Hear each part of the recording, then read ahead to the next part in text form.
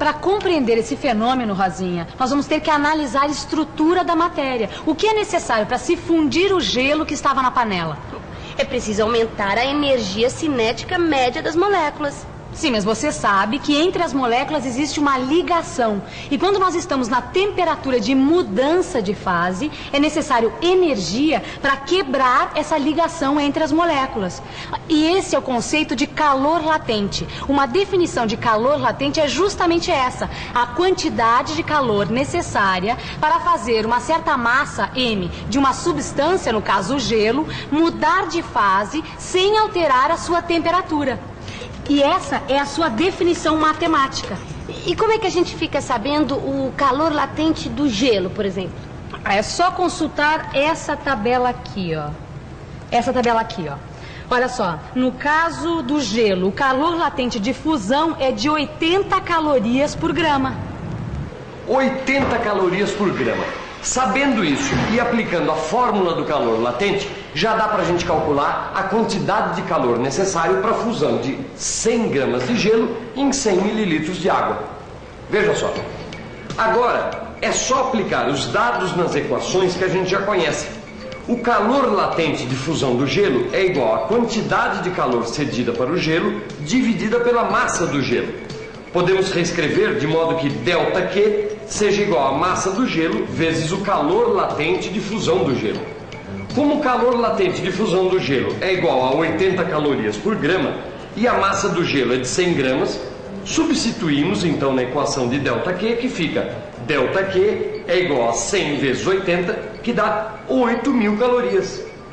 8.000 calorias! Esse é o cálculo do valor exato da quantidade de energia utilizada na fusão. Mas sabe o que eu percebi? Tem uma parte de energia térmica da água e do gelo que se perde na atmosfera através das paredes da panela. Tanto é que condensa a água por fora da panela. Você viu? Ela fica toda suada. Ou seja, nem todo o calor cedido pela chama do gás é transferido por conjunto água-gelo. Entendeu? Parte dele se perde. Ou seja, esse nosso cálculo que nós estamos fazendo é apenas aproximado. Exatamente, Vicente. Olha, toda medida numa experiência de física tem uma incerteza, ou seja, uma margem de erro.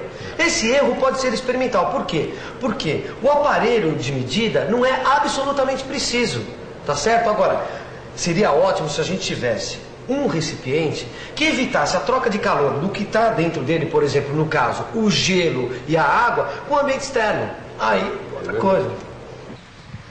O vendedor me garantiu que nesta caixa de isopor aqui, o sorvete vai até a minha casa sem derreter. Isso acontece porque o isopor é um material isolante, ou seja, ele é um mau condutor de calor. Como você já sabe, dois corpos com temperaturas diferentes trocam calor. Agora, se esses corpos estiverem isolados do ambiente à sua volta, eles vão trocar calor apenas entre si, até atingirem o equilíbrio térmico. Esses recipientes que garantem as condições para essa experiência são chamados de calorímetros. Rosinha, a vantagem que nós temos de isolar um sistema num calorímetro como este aqui... Que, aliás, parece uma garrafa térmica. Parece mesmo. É que nós podemos calcular a quantidade de energia que é necessária para que uma substância mude de fase ou de estado, ou até qual foi a troca de energia térmica entre duas substâncias sem interferência do ambiente externo. Tá, então vamos imaginar o seguinte, ó. Vamos supor que a gente vai misturar 100 gramas de água a 20 graus Celsius com 100 gramas de água a 80 graus Celsius neste calorímetro. Dá para imaginar, dá para calcular a temperatura final da mistura? Bom, como o sistema está isolado do ambiente externo, todo o calor cedido pela água que está a uma temperatura mais alta será recebido pela água que está a uma temperatura mais baixa. Dizendo de outro modo, a quantidade de calor cedida será igual e de sinal contrário à quantidade de calor absorvida. E é desse modo que a gente escreve a conservação de energia. Você já viu em outra aula que esta é a quantidade de calor necessária para elevar a temperatura de uma substância de calor específico C e massa M de uma temperatura inicial TI para uma temperatura final TF. Como quem cede energia térmica é o corpo com maior temperatura, nós podemos escrever do seguinte modo: E como quem recebe a energia térmica é o corpo de menor temperatura, temos a outra parte da equação. Agora, vamos usar a forma da conservação de energia. Temos então uma equação com uma incógnita, que é a temperatura final, ou seja, a temperatura de equilíbrio térmico. Agora é só fazer os cálculos para se chegar até a temperatura do equilíbrio térmico. Ai, Rosinha, o Ernesto é ótimo. Acabei de falar com ele pelo telefone. Ele está se sentindo um grande cientista, porque descobriu que a água e o gelo juntos não mudaram de temperatura até que o gelo derretesse todo. Só que aí a mãe dele chegou, encontrou a cozinha toda bagunçada, aí houve uma mudança de estado dentro da casa e o Ernesto entrou numa fria.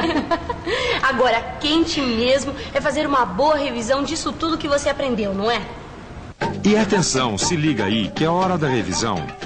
Na teleaula de hoje, você constatou que podemos representar a estrutura da matéria como átomos ligados entre si. Viu também que a mudança de estado se dá quando uma substância muda de uma fase para outra. Aprendeu que a temperatura de uma substância que está mudando de fase não varia, pois a maior parte da energia térmica cedida ao corpo é utilizada para quebrar as ligações químicas e não para aumentar a agitação molecular. Viu que calor latente é a quantidade de energia necessária para que uma certa massa de uma substância mude de estado. Conheceu qual é a finalidade do isolamento térmico e dos calorímetros. Finalmente aprendeu que podemos usar a conservação de energia para calcular a temperatura final de equilíbrio térmico entre corpos que foram colocados em contato com diferentes temperaturas.